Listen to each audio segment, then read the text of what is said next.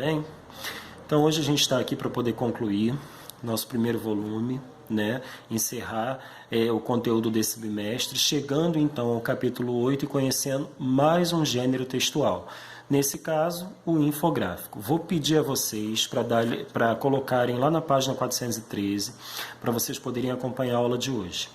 Página 413, vou pedir que vocês destaquem, marquem algumas informações importantes aí, tá bom? E vamos lá, o que é um infográfico? Infográfico, vamos pensar na palavra, nesse nome, infográfico. É uma informação com gráfico. Informação, gráfico é uma imagem. Então eu tenho informação e imagem. Eu tenho a mistura de uma informação escrita com uma informação não escrita, uma informação não verbal. Então eu tenho um texto multimodal. O que é um texto multimodal? É um texto onde eu reúno dois tipos de linguagem, a linguagem verbal e a linguagem não verbal. O infográfico é um texto que reúne essas duas possibilidades. Tá? Eu tenho a parte escrita e eu tenho o conteúdo visual, eu tenho as imagens, eu tenho os gráficos, eu posso ter mapas, eu posso ter links que me levem, que me direcionem a outra informação. Eu posso ter uma série de estruturas visuais, não só o gráfico, o mapa, enfim, a legenda, né? Mas eu posso ter uma reunião de informações que tornem o meu texto mais dinâmico e mais atrativo. O infográfico é um tipo de texto que vai aparecer como texto jornalístico. Na semana passada nós vimos a reportagem, a notícia, a fake news, e é muito comum que eu encontre no texto jornalístico o infográfico. Certo? Então, é importante que fique claro para vocês que o infográfico é um texto multimodal, porque ele vai se utilizar de mais de uma modalidade. Tá? Ele não vai ter só o conteúdo escrito, ele não vai se utilizar só da palavra, ele vai se utilizar da palavra e também da imagem.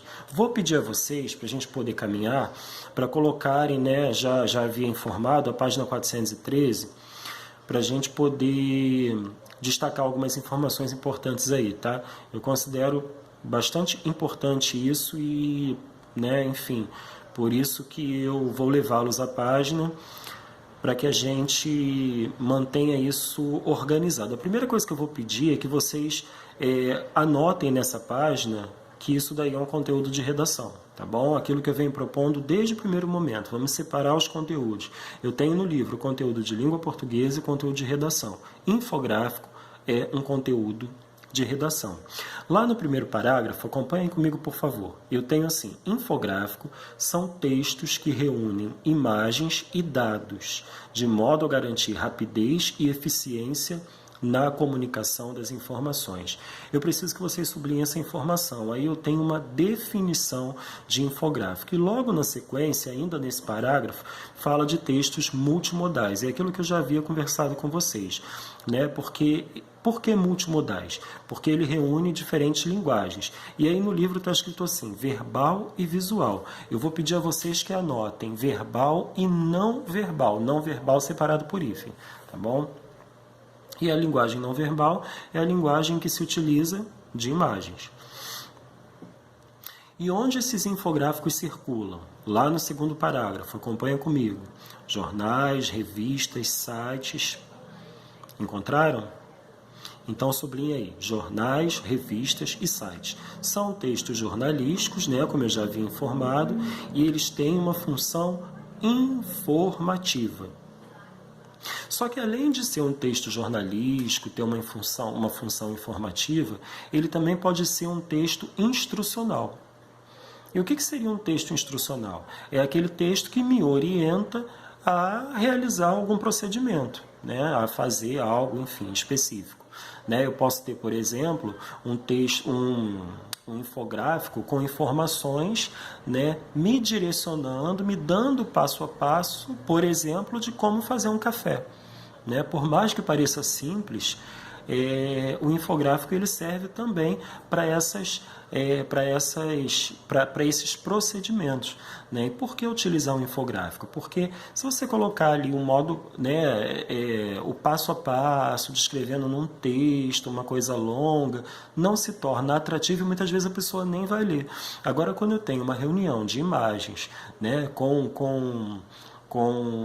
o texto verbal, com a parte escrita, né? E aí eu tenho legendas, eu tenho setas, eu tenho ícones, né? Aquilo dali vai me direcionando, é um texto dinâmico, ele me direciona de uma forma mais atrativa para desenvolver alguma coisa. Por isso que eu também posso dar instruções a partir de um infográfico, beleza? Terceiro parágrafo. Estrutura do infográfico. Como é que o infográfico se organiza, ou como ele deve ser organizado, né? Melhor dizendo. Título, imagens e pequenos textos escritos. Isso está lá no terceiro parágrafo, vou pedir a vocês para sublinharem também. Agora uma coisa só para a gente encerrar, antes de passá-la para o WhatsApp, dar sequência à nossa aula com as atividades, é o seguinte: quando eu elaboro um infográfico, eu não posso ter um excesso de imagem. No primeiro momento, né, se for pedido para o aluno para que ele desenvolva, para que ele monte, para que ele elabore um infográfico, é possível que ele se utilize de muitas imagens, mas quando eu uso muitas imagens, eu tenho um excesso de informação de um gênero só, de uma categoria só, né? Então eu preciso dividir muito bem, né, essas formas, né, de comunicação, essas formas, esses elementos, melhor dizendo, que eu vou utilizar no infográfico, para que eu não tenha, né, um excesso e uma deficiência, né? Um excesso de uma coisa e uma deficiência de outra. Então eu preciso adequar muito bem, né, cada estrutura, cada elemento desse e evitar o excesso de imagens para não gerar uma poluição visual.